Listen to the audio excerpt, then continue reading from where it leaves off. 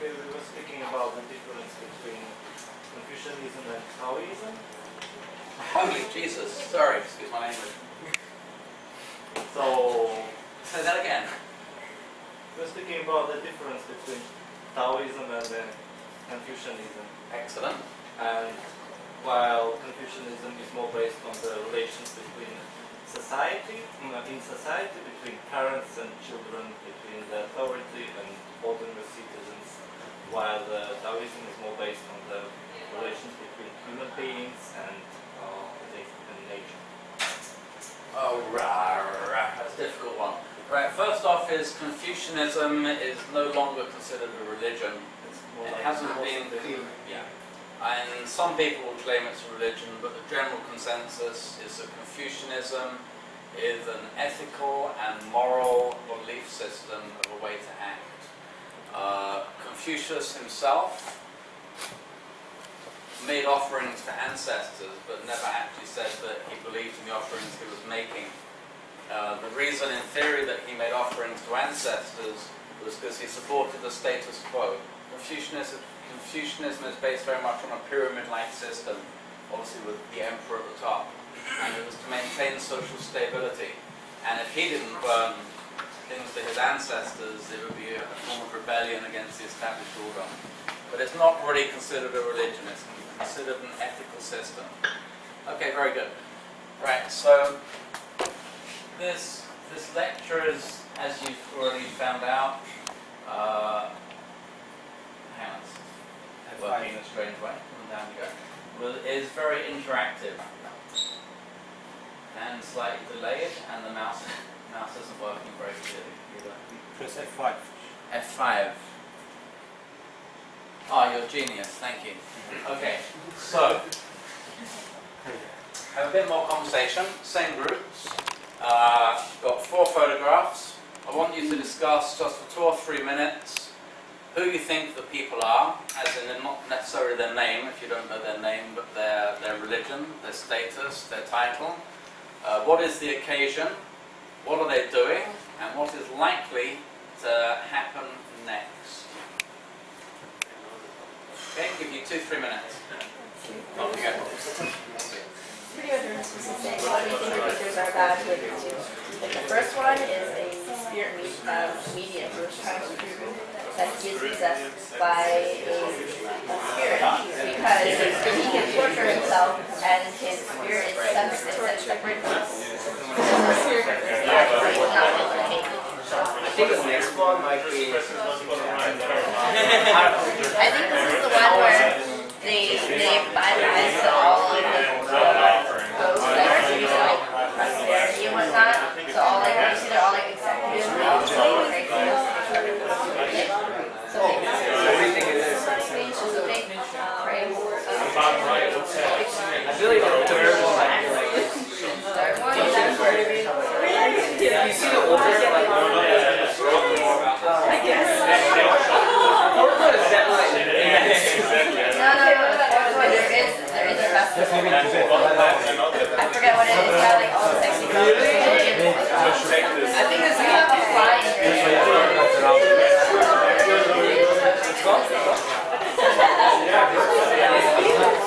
there's like bigger than your earrings.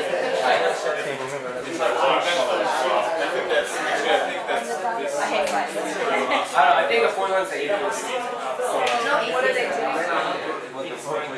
Yeah. I think the other one is like the stage parade. To celebrate maybe a birthday or something.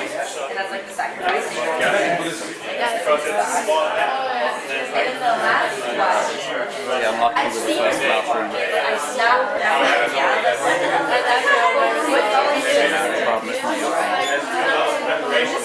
I know you know it's like I can help you You did. What culture is it? Taiwan. but it's not the bad like it's some sort of god. Yeah, I got here on time. What There'd be problems. I'd come here at 6:30 and I thought it would be okay. I thought we were going to get everything ready. Still, where did you hear this? Still,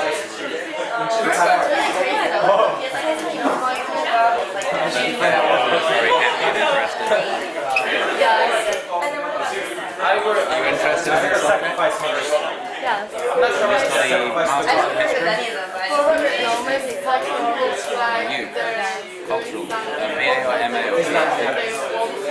And then it's okay, but I Professor Joe is your professor. yes. He's superb. He's a great guy. I think he is so smart, and I always can follow him. He's brilliant. I did the IMTS here in 2007. He was our best professor. Easily. Everyone liked him.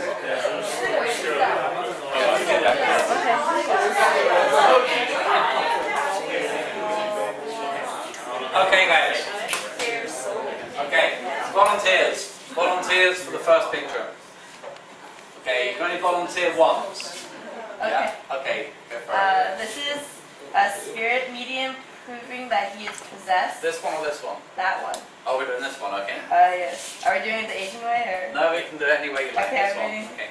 Okay, the first one is a spirit medium proving that he is possessed by a spirit, and that his soul is detached from his physical body, so that he could put himself through physical pain, bleeding, and all sorts of like saws and needles and whatnot.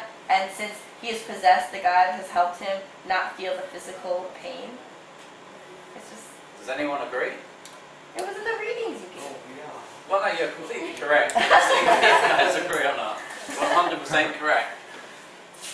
But whether he's actually doing this to prove that he's possessed is more debatable. There's different explanations about why spirit mediums might do this. One of the explanations why spirit mediums hit themselves is not necessarily the best explanation, but it's to actually show the ghosts and evil spirits that they're supposed to be fighting against how powerful they are. So that doesn't hurt me.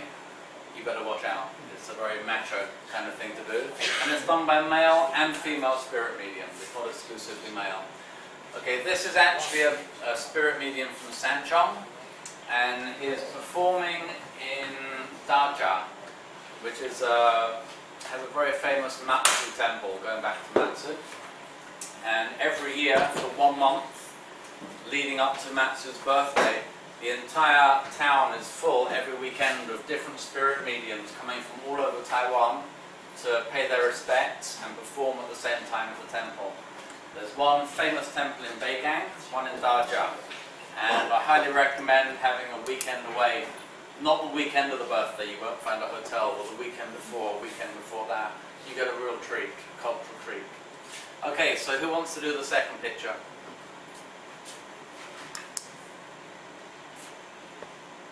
Is he a high-ranking guy from a temple, I guess? Exactly. Buddhist or Taoist? Taoist. No, you had a 50-50 chance. Okay, you win $50. Nice. I'm not sure who those guys behind him with the ties are, but I wonder if they're maybe some kind of politician type guy. They would have been earlier in the day. They're actually bodyguards, because he's pretty famous. The day I went to see him, he's an old friend, Ma Ying-zhou was there to join in the ceremony. This was, I take all the photographs myself, all the original photos. This was taken in Taoyuan at the sports stadium. During the 7th month, they had a big festival called the Water Festival. And this is a gentleman called Dharma Master Xin Dao Shi. He's the founder of the Museum of World Religions in Yonghe. And he's the head of a famous monastery called Lingjiushan in Fulong, about a kilometer above the beach. And he was doing a ceremony for the salvation of lost souls. And what do you think is going to happen next? Anyone? Pray. No? They finished the praying. This is the very, very end of the ceremony. It's something very Taiwanese. Huh? Eat your tofu. No. Barbecue. You're getting close with barbecue. You're getting closer. I'm gonna burn someone. They're going to burn something. Yes, what are they going to burn? Like a food No. incense? No. People? Some kind of paper. Red pocket. It's made of paper. There's lots of red packets in it, lots of money in it, but it's It's a a boat. boat. Good. What's that Very, called? The water very, festival. very traditional It's in like yellow Taiwan. paper and it's with the red. I don't know what's that called. They have that as well. Very traditional in Taiwan rituals of burning paper boats. It's a tradition that comes from mainland China. In mainland China, when there was a plague, and it was in a coastal area, they would put their gods in a little boat, push it out to sea and say, please gods, take away the plague, take it somewhere else. And someone else would see the boat and go, wow, we got some new gods, this is great. Oh, no. And then they probably all die. And the Taiwanese figured out this was kind of mean. And so the Taiwanese changed the ceremony, and coming back to what you said about religion evolving, which is a fantastic point, it's really important in the study of religion, the evolution of religion. The ritual changed to pushing out the boat and burning it to send the plague up to heaven, or to the underworld, as opposed to giving it to somebody else. That was kind of progress.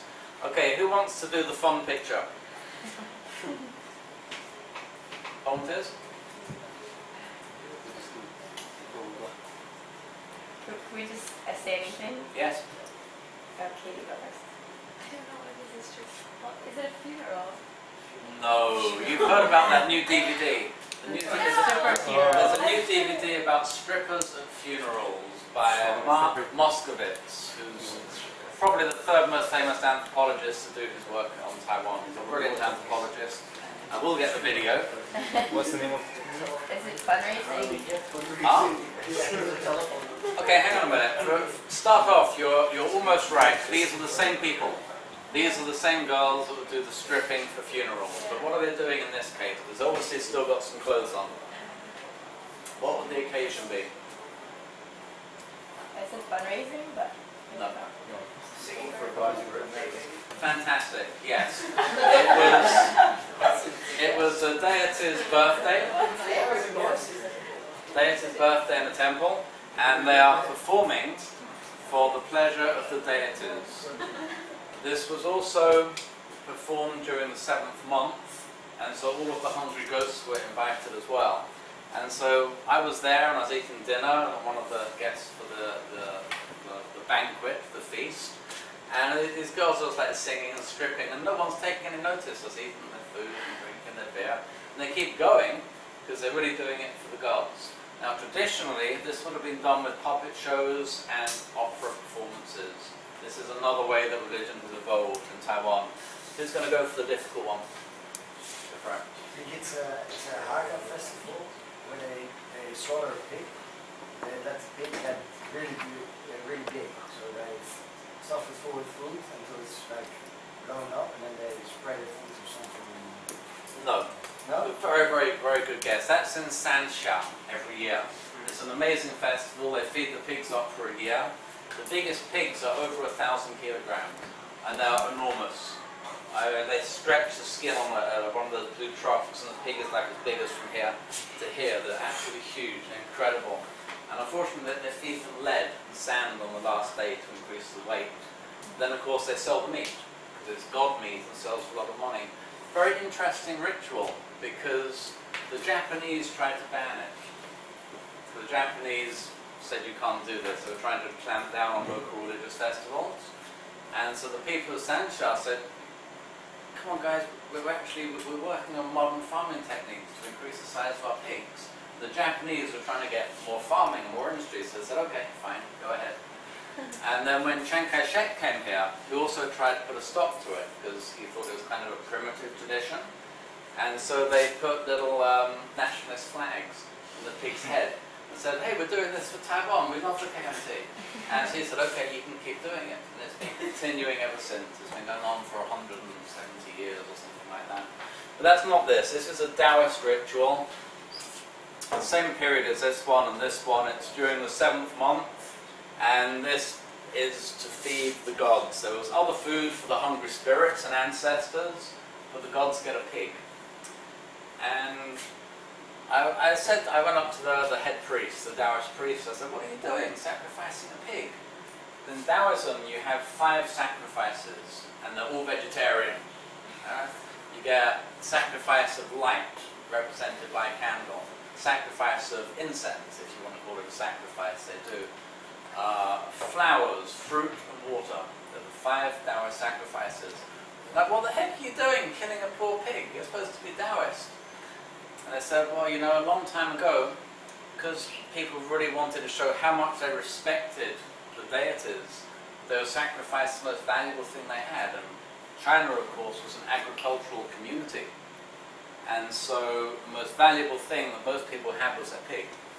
And so they sacrificed a pig to the deities. So it's a sign of respect. Good, excellent. Any questions? Yeah. Do they then use that pig to feed people in the community? They then use that pig to feed the members of the particular temple, in this case. When it was done in a village temple as a village sacrifice, yes, it would feed the members of that community.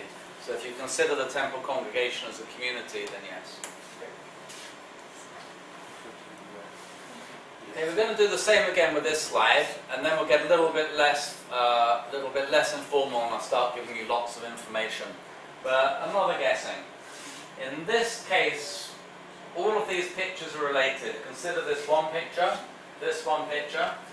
that's me when I was thin without a beard, and that one picture. Question is, why did I put them together on one PowerPoint slide? They're all connected. Together they tell a story. What is a connection? What is a story? How are these 3 pictures linked together? Same groups, give you 2 or 3 minutes. See if you can figure it out. You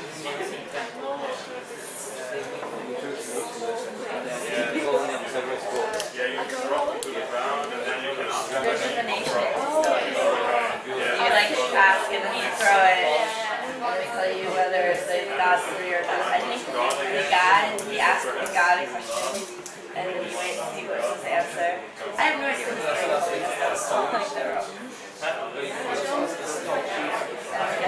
Yeah, totally was.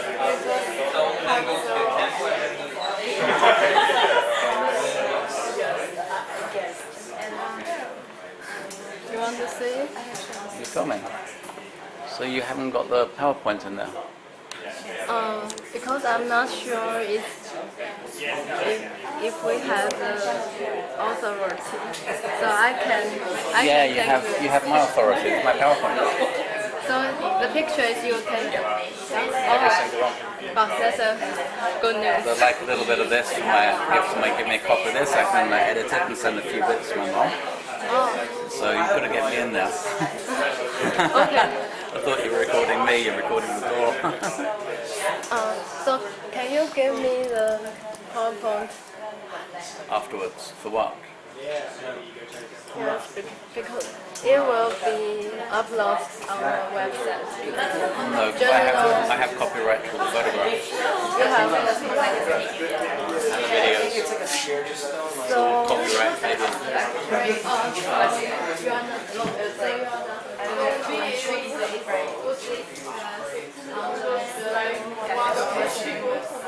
If I have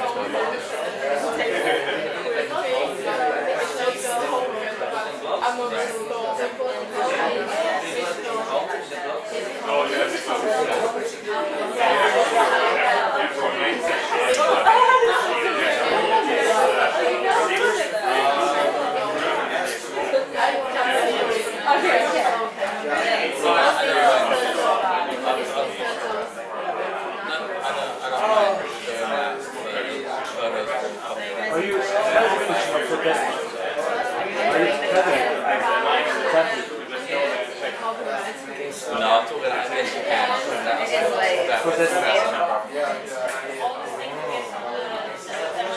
All my classes are at the same time. But no, you can't copyright the photos. It's on a slide library. Anyway, okay guys, so.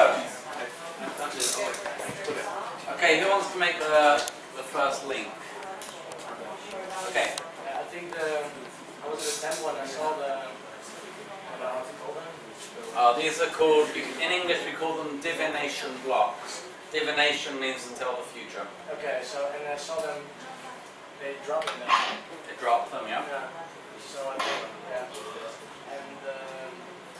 And I saw actually the thing, but I think they did it in front of the temple, so and that's how the little puppets you see in the temple, right? Okay, right. So you have divination blocks, and people generally use them to ask a question. Should I change my job tomorrow? and put them up here, introduce themselves to the deity with their name, their address, their date of birth and the question, and then drop them from forehead height onto the ground. Depending which way they fall, you will get the answer. Okay, but how about a link? Why have I put those pictures here with these two?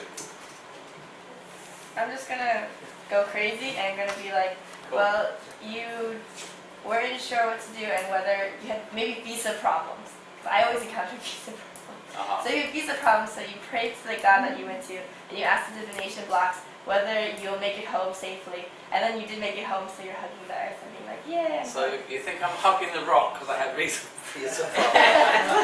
Cool, good idea. Not even close, but good guess. Okay, you guys at the back, Taiwanese crowd.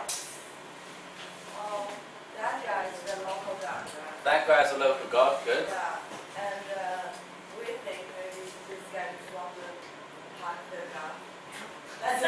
That's me. Yeah, and ask some Why questions. would I want to hug him? You ask some questions. Okay, so you think there's a connection between him and the rock? That's okay. I think touching the rock is for good luck, and then you ask your question, and I think he's the judge. Wow, that's quite deep, profound. I'm impressed, but still wrong. I have another rock story. I'm going to diversify and tell you another rock story. It happened to me last week. I went up to this temple, and this guy said, "Come with me." Hang on a minute. He said, "Come with me. We're gonna climb to a very special place."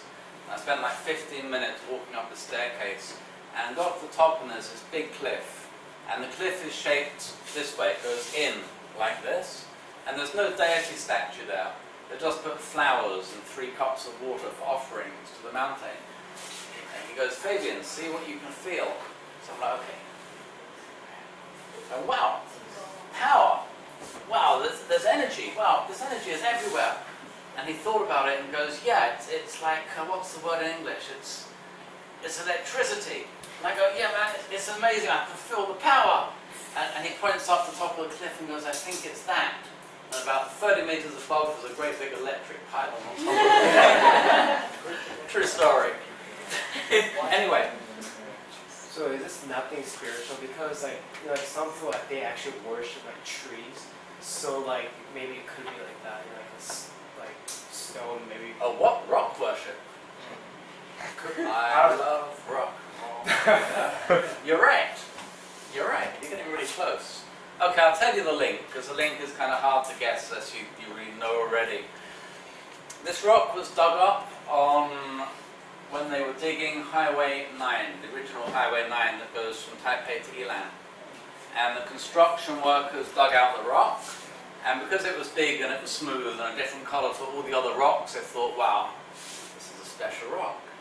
So they phoned up the boss of the company, said, hey, boss, we got a special rock here. And so the boss basically said, okay, I'll pay for it, no worry, put it in a truck. He put it in a truck and took it all the way back to his village. And he dropped the rock outside his local temple. And of course the local temple were really happy, because before they didn't have a rock and now they've got a rock. It's pretty damn big, it's about as wide as this classroom now, so they're really happy with their rock.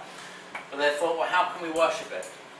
Because they knew if you hug the rock like this, you get this electrical tingling, hence the other story about the pylon, but there's no pylon here. And the guy said to me, he said, Fabian, hug this rock and you'll feel the vibration of the universe. And I'm like, yeah, right. And so I hugged the rock, and it's like, can you feel the universe vibrating? I'm like, no, it's a really nice rock. He said, do you want to meet the god of the rock? So I said, sure. Introduced me to the god of the rock. So we went inside the temple, and there was this little guy, and it's about this big. And I said, well, how do you know that this rock looks like him? And they said, well, we've got a spirit medium to come into the temple, and we use divination blocks. And you use these to ask yes, no questions. So the first question, you can't say what is your name. There has to be a yes, no question. First question, is your name Mr. Big Stone? No. Next question, is your name Mr. Very Big Stone? No. Is your name Mr. Giant Stone? No. Is your name Mr. Brownstone? No. And when they said, is your name Mr. Blackstone? It's like, yes. Okay, we got the yes answer. So they knew his name. Okay, Mr. Blackstone, are you more than a meter tall? No. Are you more than 50 centimeters tall? No. And they worked out he's 25 centimeters tall. And I had to ask all the questions. Do you have a beard? Yes. Oh, is it a red beard? No. Black beard? No. White beard? Yes. What color are your clothes? Are your clothes purple? No. Are they red? Yes. Etc. And from that, they got an artist to draw exactly what he looked like, then got a sculptor to carve him out of wood, then had it painted. And so now you have Mr. Blackstone. We're talking about the evolution of religion earlier, the new deities, and he is a deity that came into life, came into being, if you like, about 1986. I saw him when he was about 10 years old. Interesting. What can he do? Does he have some powers, or He just got created. like in Greek mythology? Does he have something? Okay. Put it this way. He's got the rock, right? Imagine you have $10,000 US in your bank account. Okay? You're happy, but you're not rich and powerful. Imagine everyone in Taiwan gives you $1,000 US, and you end up with $230 million US. You're really powerful and you can do anything you want. Yeah? Because you have $230 million US. Okay, now try and translate that to spiritual terms. You have a deity of the rock. He has very little power, same as having no money in the bank. And then local people come and worship him. And every time they worship him, it's a bit like putting some money in his bank. Only it's not money, it's spirit energy. Because in the Chinese system, when you do bye-bye, when you worship, when you show respect to, when you give recognition to a deity, a little bit of your energy goes into that deity. And so the more people that worship the deity, over a longer period of time, the more powerful the deity gets. I think the lady at the back said that Matsu was a very famous deity. She's been worshipped for just over 1,000 years, and now she's worshipped by millions of people worldwide. So she is now incredibly powerful, because every time she's worshipped, she gets a little bit more powerful, like someone putting a bit more money in your bank account. So when he was a brand new deity, he really couldn't do very much. You could say, will I die tomorrow? He would probably tell you yes or no, like very simple things. Now I don't know, it depends how many people have worshipped him. It's still a very, very, very minor, low-level deity. It's not in the top echelons of the heavens. Probably never will be. So in easy words, so it's like the representation of the temple. An easy word, like an easy understanding. It's like something that symbolizes like a temple. Is that how? No, this particular temple has more than 100 deities in there. It's just one of many, many, many deities. But as someone else was saying, in Chinese religion, anything can become a deity. Not everything is a deity, but anything can become a deity if it has some special quality that makes it unique, makes it powerful, makes it, in a human sense, moralistic, or particularly ethical, or done good things for mankind. After death, it or you or they can become a deity. Good. Okay. Whew, a bit more serious. Right, defining religion. Okay. I'll let you read the first quote for yourself. I don't like reading from PowerPoint slides. It's kind of silly. So.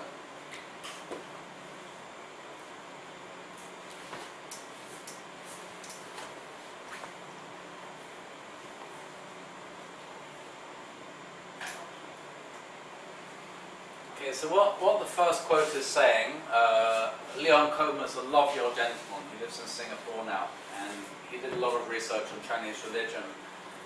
What he's saying was, when Western academics first started studying China and Chinese religion, and this was mostly started by missionaries before academics, Jesuits and the like, when they went to Taiwan and China, they would break down religion into the big religions. Okay, there's Taoism, Buddhism, Confucianism, and they put everyone in one box. Like, well, these guys are Buddhists, they shave their head.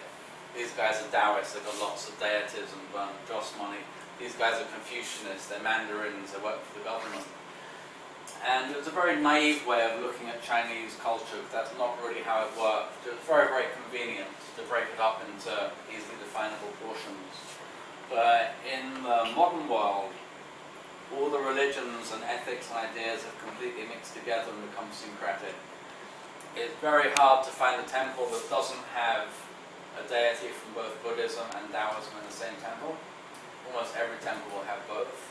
Some deities belong both to Taoism and Buddhism, and most people say Confucian ethics are good even if they don't follow them. For example, in Confucian ethics, they have something called Ren. Ren is the idea of being good, being noble, being an ideal gentleman or lady. It's not a sexist term. And to do that, you put self-betterment before profit, for example. So if you look at both Taiwan and China, you find they're both very capitalist. And you have these capitalists making lots and lots of money going, yes, well, I'm a Confucianist. But are they really a Confucianist?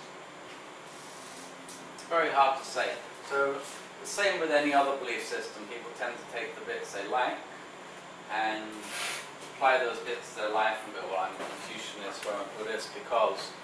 But in real life, when you actually study religion, you find they're all mixed together. Very, very comprehensively mixed together. Okay. Defining Chinese religion is very, very, very difficult. Two early anthropologists, Emily Anhern and David Jordan, they're both American anthropologists, researched in Taiwan in the 1950s and 1960s, described Chinese religion as the belief in gods, ghosts, and ancestors.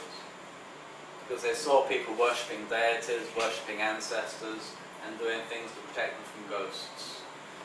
The last quote is from quite a famous anthropologist, Miss Bell. And what the quote is really saying is nothing as diverse as religion is really definable. As soon as you define something, you find something else which doesn't fit in with your definition. For example, what is religion? What is religion? Belief in? Depends. What do you want? You can have your own religion. You can have your own religion, okay. Before about 1960, the academic definition of religion would be belief in a being with more power than a human. They were variously called superhuman beings, deities, gods. They had lots of different terminology to describe them. So religion involved basically worshipping or praying to something that is more powerful than a human. Okay? Then an anthropologist called Southwold went to look at Buddhism in Sri Lanka and Thailand, Theravada Buddhism. And when he asked people, so who is Buddha? Is he your God? They go, no. Buddha was a meditation teacher. He found enlightenment, he escaped the cycle of rebirth, and he is now defunct. He no longer exists because he's escaped the cycle. They're going, well, do you worship him like a god? They're like, no, the statues are just symbolic, they're just there. So you had a whole religion, i.e. Theravada Buddhism, which is a form of Buddhism which is closest to the original Buddhism, and they don't have a god. And so it didn't fit into any of the earlier definitions of religion because it hasn't got a god, but it has a priesthood. It has a bureaucratic system of monks at different levels. It has religious texts called the Tripitaka. It has a code of ethics, things you can and can't do. It has more ethics than almost any other religion going. It has temples. It has all the things that religions are supposed to have. It doesn't have a godhead that you worship. And so what this is saying is you should not try and put something in a box and say this is what it is. There's no fixed definition of what Chinese religion is. Because as soon as you make one, you find something like Mr. Blackstone that might not fit into your definition. So when you're studying religion, if you ever do go on to study anthropology or religion, very important to keep an open mind and not block things into categories. So they miss some. They don't have a sort of council of priests, which sort of like say, okay, this is barter for religion, this is not. As the Catholics do, or the Russian Orthodox. Okay, well, the thing you have to remember is the concept of religion is a Western concept. What I've read, obviously I wasn't there at the time, but what I've read is when Western people first went to China and said, what is your religion? They're like, what do you mean? Because religion was a way of life. It was something that permeated every part of your life. In the West, religion tends to be something which is separate from the rest of society. You have your job, you have your husband, you have your wife, you have your home, you have your bank account, and you have your religion. And they're kind of separate. In traditional Chinese culture, you go to someone's home, and there's a god of the kitchen. There's a kitchen god. And the kitchen god reports on you from the kitchen. The Jade Emperor in heavens let them know everything that happens in your house. There's a god of the toilet. And I'm not making this up. There's actually a female toilet deity to protect females when they go to the bathroom.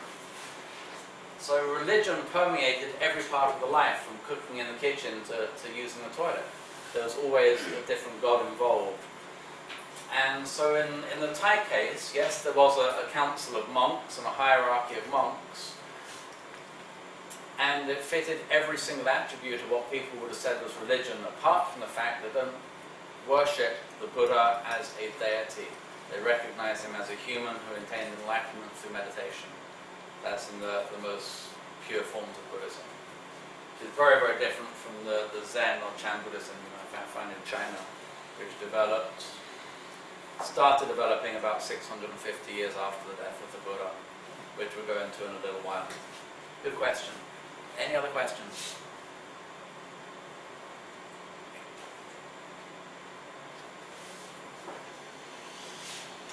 Okay, so the origins of Chinese religion. The origins of Chinese religion start from the first Chinese dynasty that's recognized by archaeologists as existing outside of mythology, the Shang dynasty. The earliest form of religion involved divination, using bones, either the shoulder bone of an ox or a cow, or a tortoise shell. I have, if I can get that. Really.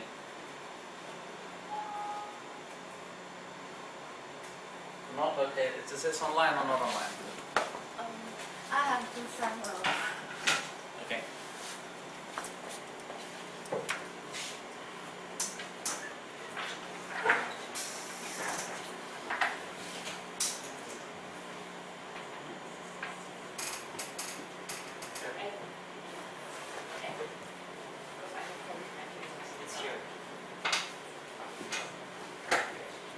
Okay, take a break in about 10 minutes, okay?